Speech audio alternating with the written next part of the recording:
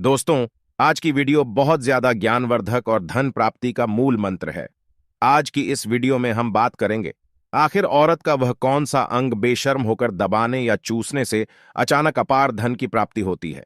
लोग औरत का कौन सा अंग दबा और चूस कर अमीर बन जाते हैं। जो भी मनुष्य औरत का यह अंग दबाता या चूसता है, उसके घर में सदा मां लक्ष्मी का वास रहता है और मां लक्ष्मी की कृपा सदैव बनी रहती है। तो दोस्तों, आज की इस वीडियो में हम बताएंगे औरत का वह कौन सा अंग जिसे हर पुरुष को दबाना या चूसना चाहिए। नमस्कार दोस्तों, आप सभी का स्वागत है आज की इस बेहद ही ज्ञानवर्धक जानकारी भरी वीडियो में। दोस्तों, आपको पता चल ही गया होगा कि आज की वीडियो में हम क्या सीखने जा रहे हैं।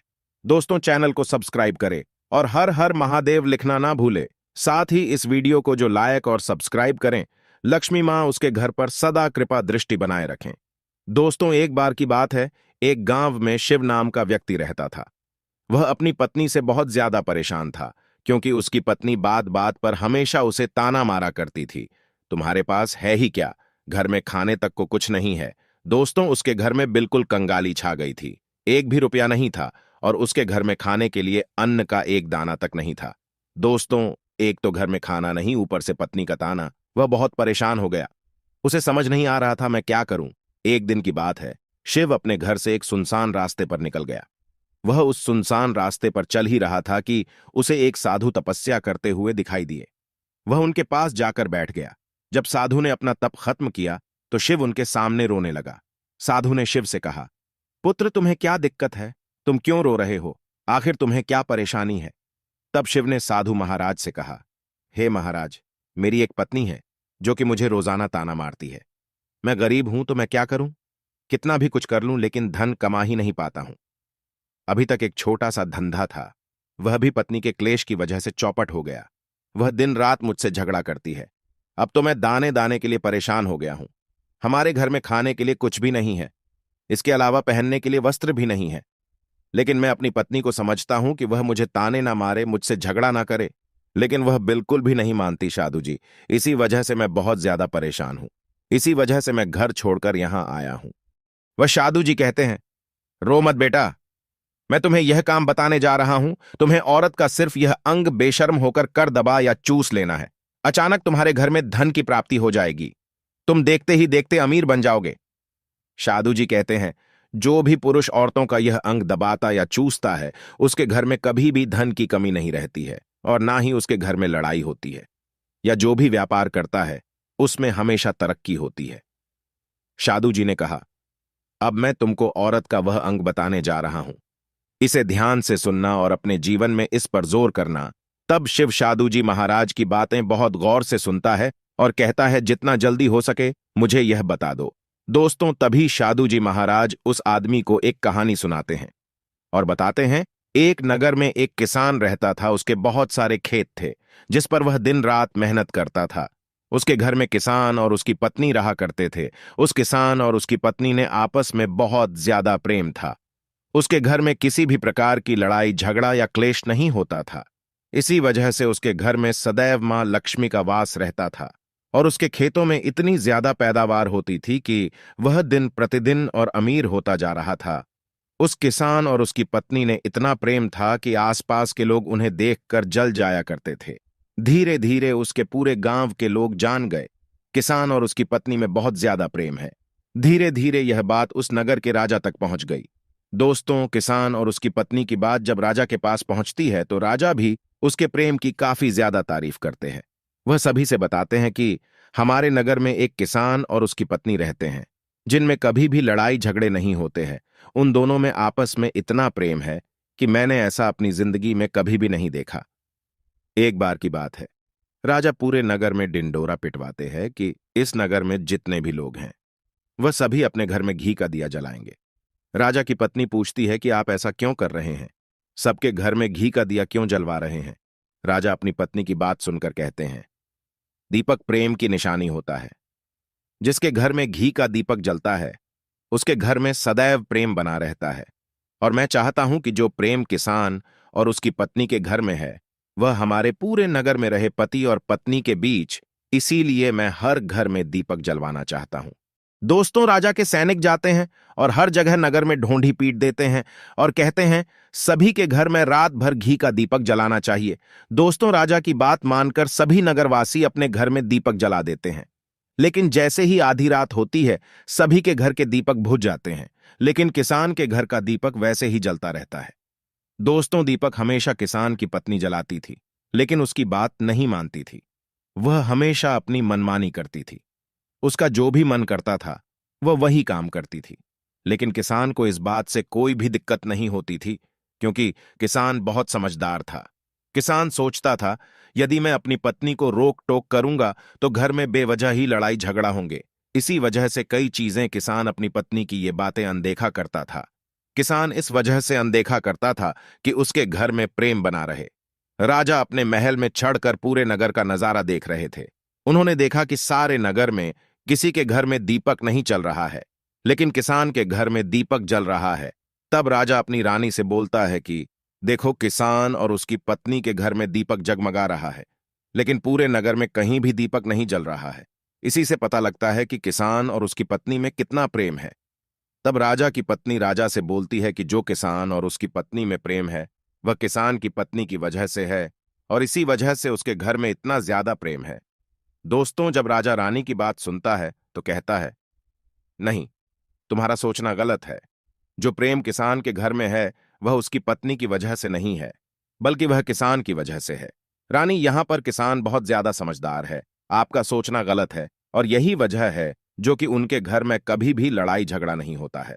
दोस्तों, राजा कहता है किसान समझदार है, और रानी कहती है किसान की पत्नी समझदार है। दोस्तों, इसी तरह कुछ देर चलता रहा। राजा कह रहे थे किसान समझदार है, रानी कह रही थी किसान की पत्नी समझदार है। इसी बात को लेकर राजा और रानी के बीच काफी झगड़ा हो गया। इसके बाद रानी ने राजा की दाढ़ी उखाड़ ली और राजा ने रानी को उठाकर पटक दिया। इसके बाद राजा कहता है, हम लोगों को झगड़ा करने की जरूरत नहीं है। क्यों ना हम किसान और उसकी पत्नी की परीक्षा ले लें। सारा दूध का दूध और पानी का पानी हो जाएगा। लड़ाई करने के बाद इस बात पर राजा और रानी दोनों सहमत हो गए और दोनों की परीक्षा लेने के लिए तैयार हो जाते हैं। तब राजा अपने महल में जाता है और एक पुरुष सैनिक को बुलाता है और पुरुष सैनिक से बोलता है कि तुम किसान के पास जाओ और जो जो प्रश्न मैं तुमसे बोल रहा हूं वह तुम किसान को बोल देना। वह पुरुष सैनिक बोलता है, ठीक है महाराज। वह पुरुष सैनिक राजा की बात सुनकर किसान के पास जाता है। उस समय किसान की पत्नी खेतों में गई थी, लेकिन किसान की कुछ तबीयत ठीक नहीं थी, इस वजह से वह खेतों पर नहीं गया था। इस समय पुरुष सैनिक किसान के घर पहुंच जाता है और किसान से कहता है, मैं राज दरबार से आया हूं, राजा साहब ने मुझे भेजा है। दोस्तों, किसान कहता है, बताइए मैं आपकी क्या सेवा कर सकता हूं। आप बैठ जाइए, मैं आपके लिए पानी लेकर आता हूं। तब वह सैनिक बोलता है कि नहीं, तुम कुछ भी मत लाओ, मैं राजा का सैनिक हूं, बस आपके पास राजा का समाचार लेकर आया हूं। तब किसान कहता है, ठीक है सैनिक, आप मुझे बताओ, राजा साहब ने मेरे लिए क्या समाचार भेजा है। सैनिक कहता है, किसान, राजा साहब ने यह बोला है कि यदि तुम अपनी पत्नी को छोड़ देते हो तो राजा जी आपको बहुत सारे हीरे जवाहरात और साथ में तुम्हारे जमीन से 2 गुना ज्यादा जमीन राजा जी आपको गिफ्ट में देंगे। इसके अलावा राजमहल का आधा हिस्सा भी आपको दिया जाएगा। लेकिन जो किसान ने जवाब दिया वह सुनने लायक। हे किसान ने कहा, राजा जी अपना पूरा राजमहल मुझे क्यों ना दे दे, लेकिन मैं अपनी पत्नी को नहीं छोड़ूंगा।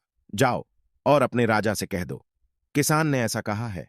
सैनिक जाता है और राजा को सारी बातें बताता है। इस समय रानी वहां पर सैनिक की बात सुन रही थी। सुनने के बाद रानी ने कहा, आपने किसान की तो परीक्षा ले ली, लेकिन किसान की पत्नी की परीक्षा नहीं ली है। इस तरह से हम कैसे पता कर सकते हैं कि कौन समझदार है। इसके बाद रानी ने कहा, अब मैं भी किसान की पत्नी की परीक्षा लेना चाहती हूं। जब दोनों की परीक्षा हो जाएगी तभी पता चलेगा कि कौन समझदार है। फिर रानी ने भी एक सैनिक बुलाया और कहा कि मेरी बात किसान की पत्नी को बोलना और याद रखना, यह बात तभी बताना जब किसान वहां पर ना हो। सैनिक ने पूछा कि रानी क्या बात बतानी है, वह तो बताओ। तो रानी ने सैनिक को सारी बात बता दी। सैनिक किसान के घर जाता है और उसके घर में आवाज लगाता है तो उसके घर से किसान की पत्नी निकलकर आती है और कहती है, बताओ क्या हुआ, क्यों ढिंढोरा पीट रहे हो। तो सैनिक ने कहा कि राजमहल से आया हूं, मुझे रानी ने भेजा है। किसान की पत्नी ने कहा, बताओ किस लिए आए हो। तब सैनिक ने कहा, रानी ने बोला है, यदि तुम अपने पति किसान को मार देती हो तो आपको बहुत सारे हीरे जवाहरात रानी आपको देंगी और साथ में राजमहल का आधा हिस्सा भी आपको मिलेगा। इसके अलावा जितनी भी आपकी जमीन है वह तो आपकी रहेगी ही, लेकिन उसकी 2 गुना जमीन भी रानी आपको देगी। ये बात सुनकर किसान की पत्नी तैयार हो जाती है। कहती है, ठीक है, यदि मुझे इतना कुछ रानी साहिबा देंगी तो मुझे मंजूर है, मैं अपने पति को मार दूंगी। तब सैनिक पूछता है कि रानी को कैसे पता चलेगा कि आपने अपने पति को मार दिया है। तभी किसान की पत्नी बोलती है, मेरे घर में जो दीपक जल रहा है, जब मैं किसान को मार दूंगी तो उसे बुझा दूंगी, तभी आपको पता चल जाएगा कि मैंने किसान को मार दिया है। अब सैनिक किसान की पत्नी की बात सुनकर राजमहल जाता है और रानी को सारी बात बताता है। किसान की पत्नी की बात सुनकर रानी बहुत अचंभित हो जाती है। राजा और रानी को स्त्री जात से नफरत होने लगती है। उसी समय राजा अपने नगर के सभी लोगों को बुलाता है और कहता है कि मैं चाहता हूं कि मेरे और मेरी पत्नी की वजह से किसान की जान न जाए। तुम लोग ऐसा करो, उस किसान के घर जाओ और सारी बातें बता दो और उस किसान को बचा लो, वरना किसान की पत्नी उसे मार देगी।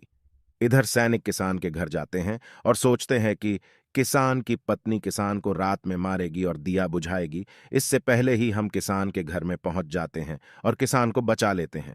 दोस्तों, जैसे ही राजा के सैनिक किसान के घर पहुंचते हैं तो देखते हैं कि किसान तो मरा पड़ा हुआ है। तो सैनिक किसान की पत्नी से बोलते हैं कि तुमको तो किसान को रात में मारने के लिए बोला गया था, लेकिन आपने अभी किसान को क्यों मार दिया? तब वह किसान की पत्नी बोलती है कि किसान को तो मुझे मारना ही था, रात में तो मुझे सिर्फ दिया ही बुझाना था, इसलिए किसान को तो मैंने दिन में ही मार दिया है। सभी सैनिक तुरंत ही किसान के घर से दौड़े दौड़े जाते हैं और राजा रानी को सारी बातें बताते हैं। राजा और रानी क्रोध से आगबबूला हो जाते हैं। इसके बाद राजा और रानी किसान की पत्नी को बंदी बनाकर लाने के लिए अपने सैनिक से कहते हैं। सैनिक जाते हैं, किसान की पत्नी को बंदी बनाकर ले आते हैं। राजा किसान की पत्नी से पूछता है, ऐसा तुमने क्यों किया? तुम लालची औरत हो, तुम्हें पैसों से प्यार है। तभी किसान की पत्नी ने जवाब दिया और बताया कि मुझे तो किसान को पहले ही मारना था, वह तो मैं कोई बहाना ढूंढ रही थी, क्योंकि किसान की आदत बहुत खराब थी, वह मेरे साथ बहुत खराब व्यवहार किया करता था। तो राजा ने कहा, ऐसा क्या करता था किसान? तो किसान की पत्नी ने जवाब दिया, वह मेरे नाक का ऊपरी हिस्सा अपनी उंगली से हमेशा दबाया करते थे। इसके अलावा किसान एक काम और मेरे साथ करता था, वह किसान मेरे कान का पिछला हिस्सा अक्सर अपनी जीभ से स्पर्श किया करता था। राजा ने पूछा, ये बताओ, जब आप लोग गरीब थे तब क्या किसान आपके साथ ये काम करता था? तो किसान की पत्नी बोलती है, नहीं महाराज, तब ऐसा नहीं करता था। तब राजा ने कहा, मैं समझ गया कि किसान ऐसा क्यों करता था।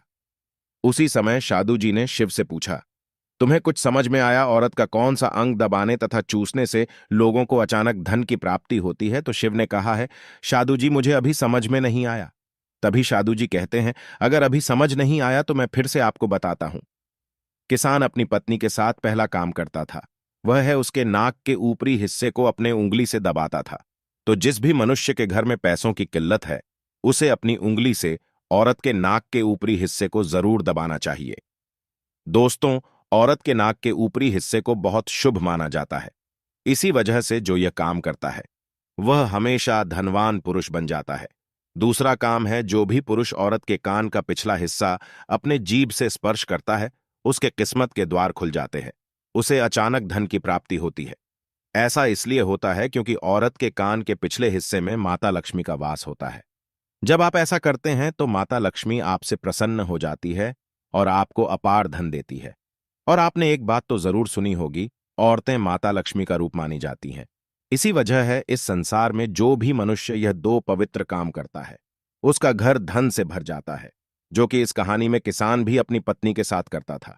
लेकिन आप जब भी ऐसा काम करें तब आपको अपनी पत्नी को पूरी बात बता देनी चाहिए, अन्यथा आपके जीवन में इसी तरह अनर्थ भी हो सकता है। दोस्तों, आज का ज्ञानवर्धक वीडियो कैसा लगा कमेंट करके जरूर बताएं और हां, कमेंट में हर हर महादेव लिखना ना भूलें। धन्यवाद।